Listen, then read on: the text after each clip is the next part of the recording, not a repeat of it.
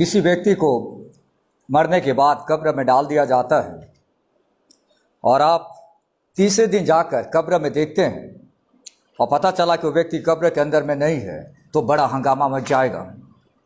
लोग सोच में पड़ जाएंगे, क्या हो रहा है? क्या आज तक कोई व्यक्ति इस प्रकार मरकर जिंदा उठा है?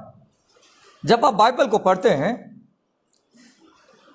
तब हमें पता चलता है कि यीशु को जब क्रूस काट पे लटकाया गया और संडे के दिन, तीसरे दिन, जब कुछ महिलाएं कब्र में जाती हैं और देखती हैं कि अरे यहां तो यीशु मसीह है ही नहीं कब्र के अंदर में।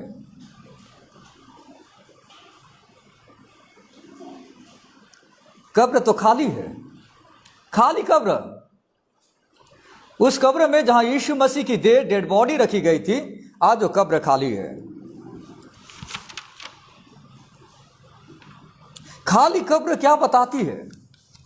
आज परमेश्वर के वचन से हम समझने का प्रयास करेंगे कि what is the significance of empty tomb. खाली कब्र क्या बताती है? अगर आप मत्ती रचित सुसमाचार पढ़ते हैं, उसका 28वां अध्याय में बाइबल ने लिखा है, सप्ताह के पहले दिन पढ़ते ही मरियम मगदलिनी और दूसरी मरियम कब्र को देखने आई। कुछ महिलाएं थी जो संडे के दिन कब्र को देखने जाती है। और 2 में लिखता है, देखो एक बड़ा भूईढोल हुआ, क्योंकि प्रभु का एक दूत स्वर्ग से उतरा और पास आकर उसने पत्थर को लुढ़का दिया, उस पर बैठ गया। जिस कब्र में यीशु को रखा गया था, उस कब्र का जो मुंह था, दरवाजा था, उसके सामने बड़ा पत्थर रख दिया गया था। पहले जमाने में जो अमीर लोग रहा करते थे, वे अपने खुद के लिए कब्र बनाया करते थे। यानी वे बहुत पैसे वाले लोग होते थे, तो उनकी इच्छा होती थी कि जब मैं मर जाऊं तो आप इसी कब्र में रखना। यूसुफ के बारे में बताया गया है कि उस समय में जो सभा होती थी, सभा का मतलब जैसे हमारा बिलासपुर शहर है, नगर निगम होता है। नगर निगम में एरिया वाइज में वार्ड मेंबर होते हैं, पार्षद होते हैं, और वे नगर निगम से संबंधित बातों को आगे बढ़ाते हैं।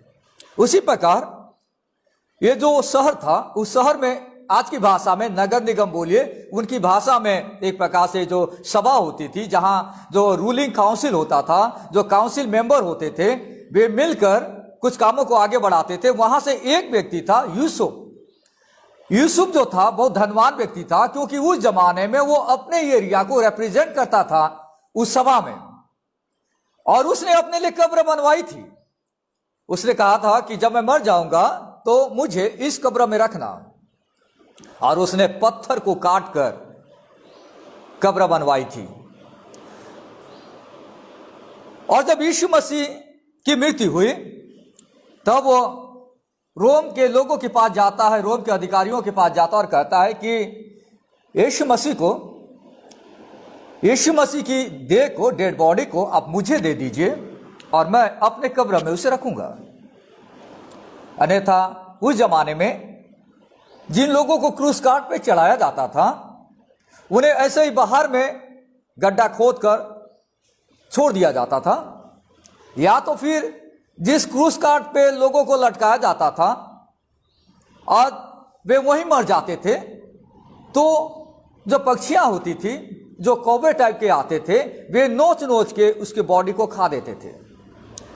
इस प्रकार क्रूस की सजा होती थी पहली शताब्दी में।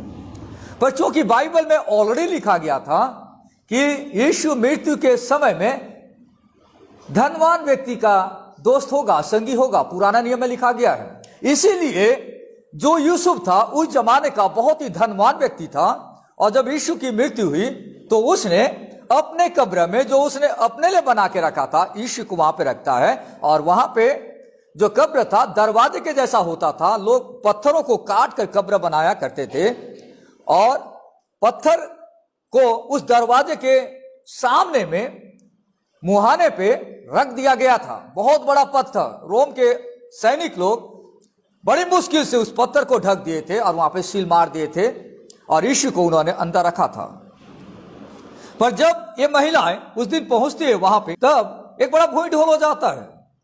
अब भूई ढोल ऐसा भूई ढोल होता है कि जो पत्थर था वो पत्थर अपने आप जो कब्र की ओर जाता था वहां से हट गया था, और वहां पर एक परमेश्वर का दूत स्वर्ग से नीचे आ जाता है और इन महिलाओं से कहता है, देखिए जो दूत आता है उसका रूप बिजली का सा और उसका वस्त्र पाले की नाई उज्ज्वल था, और उसके भय से पहरुए कांप उठे और मृतक समान हो गए। यानी जब स्वर्ग दूत ऊपर से नीचे उतर आया तो जो वहां पे रोम के सैनिक थे, जो पहरेदार थे, उन्हें समझ में नहीं आ रहा कि क्या हो रहा है। सुबह सुबह संडे के दिन जबरदस्त भूई डोल हो गया और वे बहुत डर गए और एक प्रकार से वे मूर्छित हो गए और बहुत ही डर गए, क्योंकि पहली बार उन्होंने देखा कि इस प्रकार की जबरदस्त घटना घट रही है और पत्थर अपने आप जो सामने रखा गया था वो हट गया है और वे मरे हुए लोगों के जैसा मूर्छा खा के गिर पड़े। पर ये महिलाएं वहां पहुंचती है। स्वर्गदूत ने स्त्रियों से कहा कि तुम मत डरो। ये लोग डर रहे हैं, सैनिक डर रहे हैं, पर महिलाओं को परमेश्वर का दूत बताता है कि तुम मत डरो। मैं जानता हूं कि तुम यीशु को जो क्रूस पे चढ़ाया गया था ढूंढ रही हो। वो यहां नहीं है, परंतु अपने वचन के अनुसार जी उठा है। आओ यह स्थान देखो जहां प्रभु पड़ा था।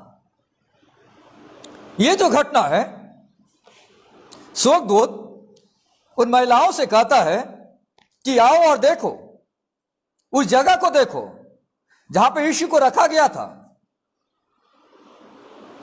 यीशु वहां पर नहीं है, मतलब कब्र खाली है, खाली कब्र है।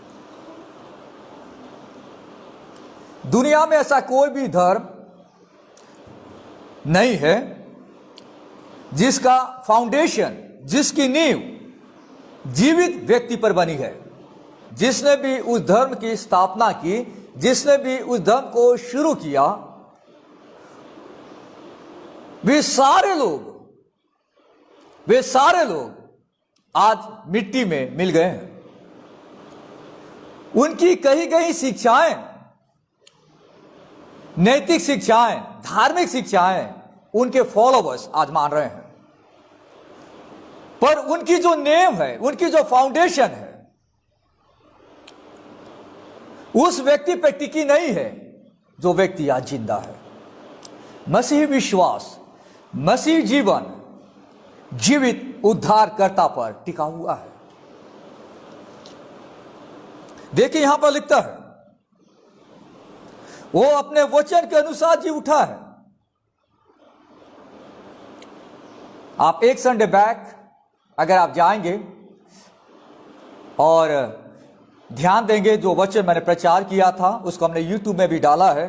टाइटल दिया था यीशु की भविष्यवाणी, उसकी मृत्यु व जी उठने के बारे में। आप YouTube में देख सकते हैं। यहां पे अपने वचन के अनुसार वह जी उठा। यीशु ने अपने खुद के बारे में 3 बार भविष्यवाणी की थी कि लोग उसे पकड़ेंगे, क्रूस काट पे चढ़ाएंगे, उसे मार डालेंगे और वो तीसरे दिन जी उठेगा। मसीह विश्वास जो है वो किसी कथा कहानी पे आधारित नहीं है, जीवित यीशु मसीह पर मसीह विश्वास आधारित है। दुनिया के कई सारे धर्म और सारे धर्म उनकी धार्मिक शिक्षाओं पे आधारित है, पर मसीह विश्वास जो है दुनिया में जो क्रिएशन हुआ, धरती को परमेश्वर ने रचा और छुटकारे पे आधारित है। दुनिया में सिर्फ मसीह विश्वास है जो कहता है कि आपके पास कंप्लीट छुटकारा है। आप किसी भी जगह में चले जाइए, आप देखिए कोई व्यक्ति परेशान रहता है या दुष्ट आत्मा से ग्रसित होता है तो इस धर्म के बड़े गुरु के पास जाएगा कि ठीक हो जाए। उसके बाद किसी और दूसरे समाज के गुरु के पास जाएगा कि वो ठीक हो जाए। पर कंप्लीट रिडेम्पशन दुनिया में किसी के पास नहीं है, चाहे वो शरीर से छुटकारा हो, चाहे वो पापों की गुलामी से छुटकारा हो। सिर्फ मसीह विश्वास इस बात को बताता है। यीशु मसीह कि शिक्षाएं हमारे बहुत मायने रखती है, पर वो शिक्षाओं का वैल्यू, महत्वता इसलिए ज्यादा है कि मसीह विश्वास यीशु मसीह पर आधारित है और यीशु मसीह जीवित परमेश्वर है। यीशु मसीह कौन है और उसने क्या किया, उस पर क्रिश्चियनिटी आधारित है, उस पर मसीह विश्वास आधारित है। आज दुनिया में कोई भी व्यक्ति खड़े होकर कुछ भी शिक्षा देकर कल के दिन बढ़ सकता है। हमारे देश के अंदर में अलग अलग गुट बने हुए हैं। एक समाज के अंदर में, एक धर्म के अंदर में कई सारे गुरु हैं। इन्होंने एक एक पहलू को ले रखा है और उन्होंने अपने फॉलोअर बना के रखे हैं। अपनी शिक्षाओं को देकर वे अपने फॉलोअर्स बनाते हैं, पर वो व्यक्ति कौन है जो शिक्षा देने वाला है, वो ज्यादा इंपॉर्टेंट है। कल के दिन कोई व्यक्ति खड़ा होगा और वो कहेगा कि तुम ऐसे काम करो, पर आखिर वो है कौन, वो ज्यादा मायने रखता है। यीशु मसीह कौन है और उसने क्या किया है, अगर हम उस बातों को अच्छे से समझ जाएं, तब हम उसकी शिक्षाओं के वैल्यू को समझ पाएंगे। दुनिया में बहुत सारे लोगों ने धार्मिक शिक्षाएं दी है, पर दुनिया का कोई भी इंसान कब्र को खाली नहीं कर पाया। जिस दिन यीशु मसीह जिंदा हुआ, उस दिन खाली कब्र दुनिया के लोगों को दिखाई दिया। खाली कब्र, खाली कब्र, एम्प्टी टूम। मसीह विश्वास ऐतिहासिक फैक्ट पे आधारित है, बजाय मनुष्य की विचारधाराओं पर। कई सारे लोगों को लगता है, मेरे को ऐसा लगता है, तेरे को ऐसा लगता है। नहीं, मसीह विश्वास ऐतिहासिक बातों पर आधारित है, जो डिस्कवरी हुए हैं। अगर आप रिसेंट डिस्कवरी को समझेंगे, जो पूरा तत्व विभाग करता है, जिसे एक्सकावेशन कहा जाता है। एक्सकावेशन का मतलब होता है कि हर देश में एक पूरा तत्व विभाग होता है। उसका मतलब क्या होता है, जो कई साल पहले कुछ घटनाएं घटी, किसी शहर में कोई राजा रहता था, कोई महल रहता है, तब उस एरिया की खुदाई करता है, पता लगाता है प्रमाण के तौर पर कि नीचे क्या कोई सबूत है, क्या कोई प्रमाण है कि ऐसा कोई राजा रहता था, या कोई ऐसा पत्थर का बना हुआ चीज है जो गड्ढा खोदने के बाद, नीचे खोदने के बाद वहां पर पता चला कि कोई एक ऐसा मार्बल निकला, कोई ऐसी वस्तु निकली जो बताता है कि उसका कोई नाम वहां लिखा हुआ है। सैकड़ों साल पहले, हजारों साल पहले इस प्रकार लोग जो है खुदाई करते हैं। अभी रिसेंट सर्वे में जब यरूशलेम में और कई आसपास के जगहों में जब खुदाई की जा रही थी, तब अभी इस बात का पक्का प्रमाण निकला हुआ है। जिस जगह पे यीशु मसीह को उस खुदाई करके या कब्र में डाल दिया गया था, वहां से इस बात का पक्का सबूत निकला है 2000 साल पहले का, क्योंकि मसीह विश्वास इतिहास पे आधारित है।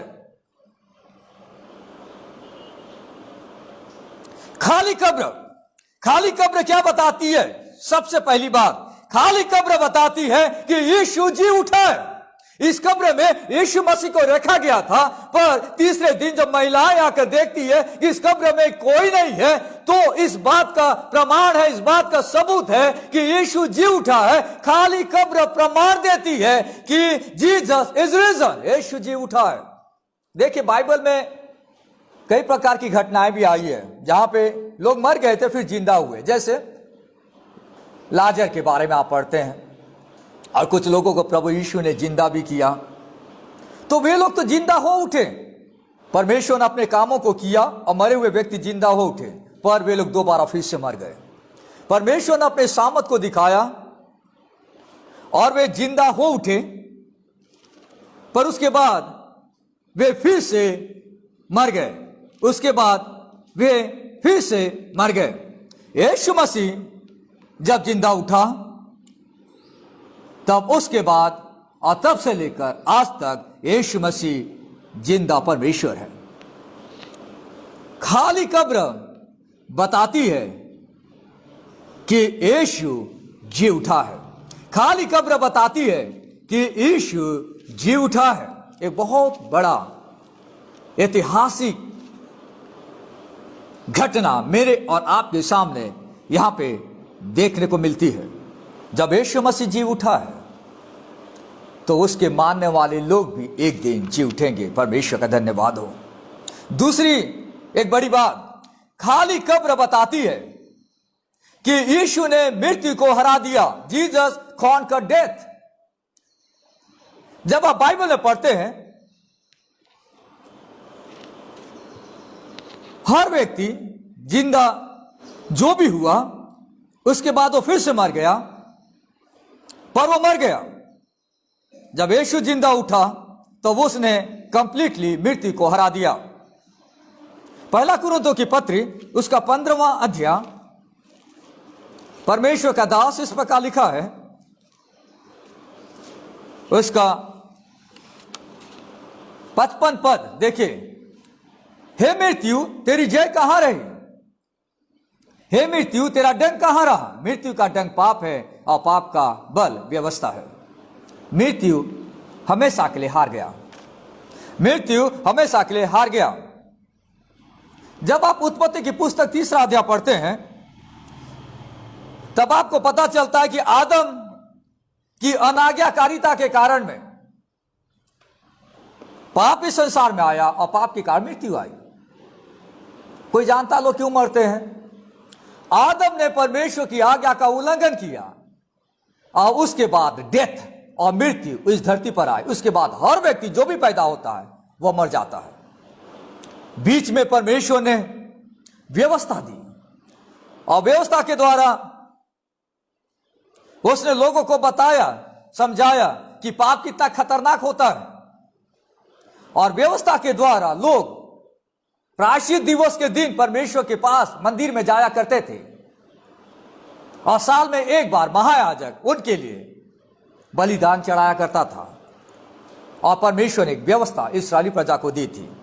जब राइट टाइम आया, सही समय पे आया, यीशु मसीह इंसान बनकर इस धरती पर आया और उसने लोगों के लिए सिर्फ एक बार बलिदान हो गया और उसके बाद वो मरकर जी उठा और उसने डेथ को, मृत्यु को हमेशा के लिए खत्म कर दिया। यानी यीशु मसीह मरकर जिंदा उठा। जब एक विश्वासी प्रभु में सो जाता है, प्रभु में मर जाता है, वो भी एक दिन हमेशा के लिए मृत्यु के बंधन से आजाद हो जाएगा। उसके बाद जब वो जी उठेगा उसके बाद वो कभी नहीं मरेगा। Death has no power over the people of God. परमेश्वर के जो लोग हैं उनके ऊपर में मृत्यु की सामर्थ समाप्त हो जाती है, क्योंकि यीशु मसीह ने मृत्यु को हमेशा के लिए हरा दिया। खाली कब्र बताती है कि यीशु ने मृत्यु को हरा दिया। जब हम क्रूस को देखते हैं तो हम यीशु के बलिदान को याद करते हैं। जब हम खाली कब्र को देखते हैं तो हम यीशु के जी उठने को याद करते हैं। यीशु मसीह संसार में इसलिए आया कि वो लोगों को अनंत जीवन दे, और खाली कब्र इस बात का प्रमाण है कि यीशु जी उठा है। पर उसके साथ साथ जब मैं और आप इस संसार में रहते हैं, उस अनंत जीवन को अनुभव करने की कैपेसिटी यीशु मसीह हमें देते रहता है जब हम अपने जीवन को परमेश्वर के हाथों में सौंप देते हैं और परमेश्वर को अपने जीवन का प्रभु स्वीकार करते हैं। जो अन्य जाति के लोग हैं, जो अविश्वासी हैं, वे आजकल और हमेशा से मनुष्य के बनाए गए नीति नियम, धार्मिक शिक्षाओं के पीछे जा रहे हैं। उनके लिए परमेश्वर का यह संदेश है कि यीशु जीवित प्रभु है। यीशु मसीह पर विश्वास करके वे अनंत जीवन और उद्धार को पा सकते हैं। पर अगर आप विश्वासी हैं और आपने यीशु को अपने जीवन का प्रभु और उद्धार का माना है, आप इस बात को हमेशा याद रखें कि आपका यीशु जीवित परमेश्वर है। इसलिए जब आप उससे प्रार्थना करते हैं तो वो सुनता है। किसी भी पल आप परमेश्वर से प्रार्थना कर सकते हैं, प्रभु आपकी प्रार्थनाओं को सुनता है। He listens to our prayer. यीशु हमारी जरूरतों को भी पूरा करता है। He is our provider. जब आप परमेश्वर से प्रार्थना करते हैं, आपकी जरूरतों को प्रभु के पास लेकर आते हैं, वो जीवित परमेश्वर है, वो जीवित परमेश्वर है, वो आपकी जरूरतों को पूरा करता है। जब आप दुख में रहते हैं, जब आप यातनाओं में रहते हैं, प्रभु आपके दुख और यातनाओं को समझता है, क्योंकि वो जिंदा इंसान है, जिंदा व्यक्ति है। मरे हुए व्यक्ति को आप अपने दुख की कथा, कहानी और परेशानी शेयर करेंगे तो वो नहीं समझ पाएगा। किसी निर्जीव वस्तु को आप अपने दुख की बातें कहेंगे, किसी पत्थर को, किसी पेड़ को, किसी मरे हुए व्यक्ति से आप प्रार्थना करेंगे, उसके लिए आप कर्म धर्म दान पुण्य करेंगे, वो आपका कुछ कर नहीं सकता। यीशु आपके दुख को समझता है क्योंकि वो जीवित परमेश्वर है। इसलिए पूरी समर्पणता के साथ अपने आप को पूरी रीति से समर्पण कर आप यीशु के साथ चलें, उसकी संगति का आनंद उठाएं, आप उससे बातचीत करें। परमेश्वर भी आपसे बातचीत करना चाहता है। अगर आप प्रभु से दूर जा रहे हैं तो रुक जाइए, वापस आइए, परमेश्वर के साथ चलिए। जब आप पढ़ते हैं प्रकाशित वाक्य, देखिए उसका 3 अध्याय, उसका 20वां पद में इस प्रकार लिखा है, देख मैं द्वार पर खड़ा हुआ खटखटाता हूं, यदि कोई मेरा शब्द सुनकर द्वार खोलेगा तो मैं उसके साथ, उसके पास भीतर आकर उसके साथ भोजन करूंगा और वो मेरे साथ। यीशु मसीह हमेशा हमारे दिल के दरवाजे के पास खटखटाते रहता है। Jesus stands at the door and knocks, seeking the fellowship with us. जब और आप अपने पापों को प्रभु के सामने मान लेते हैं, विश्वासी होने के बावजूद भी कई बार हम परमेश्वर की आज्ञाओं को तोड़ देते हैं। परमेश्वर हमें नहीं छोड़ना चाहता, वो तो अभी भी जिंदा परमेश्वर है, हमें गले लगाए रखना चाहता है। हमें सावधानी बरतनी है कि हम अपने दिल के दरवाजे को हमेशा प्रभु के लिए खोल कर रखें, वो जीवित परमेश्वर है। खाली कब्र क्या बताती है? यीशु जी उठा है। खाली कब्र क्या बताती है? यीशु ने मृत्यु को हरा दिया। यीशु जी उठा है, इसलिए आप जी उठेंगे। यीशु ने मृत्यु को हरा दिया है, इसलिए आप भी एक दिन मृत्यु के पावर से कंप्लीटली आजाद हो जाएंगे और मृत्यु हमेशा के लिए हार मान जाएगा, क्योंकि आप तो हमेशा हमेशा के लिए जीवित परमेश्वर के साथ रहेंगे और उसकी आराधना और महिमा करते रहेंगे। आइए हम परमेश्वर से प्रार्थना करें। प्यारे प्रभु, हम धन्यवाद देते हैं, आप जीवित परमेश्वर हैं। दुनिया में कई सारे लोग आए गए, मिट्टी में मिल गए, उनकी शिक्षाएं बिना पावर का ऐसे रह गए, पर आपके शब्दों में, आपके वचन में बड़ी सामर्थ्य है। आज अनगिनत लोग उस सामर्थ का अनुभव कर रहे हैं। प्रभु, हम धन्यवाद देते हैं कि आपने हमारी आत्मिक आंखों को खोला कि हम सच्चे उद्धारकर्ता जीवित प्रभु यीशु मसीह आपको जान सके। जितने भी लोग इस जीवित परमेश्वर को नहीं जानते, प्रभु हम प्रार्थना करते हैं कि वे आपके पास आए, आपको जाने और आप उनके उद्धारकर्ता बने। प्रार्थना यीशु के नाम से मांगते हैं, आमीन।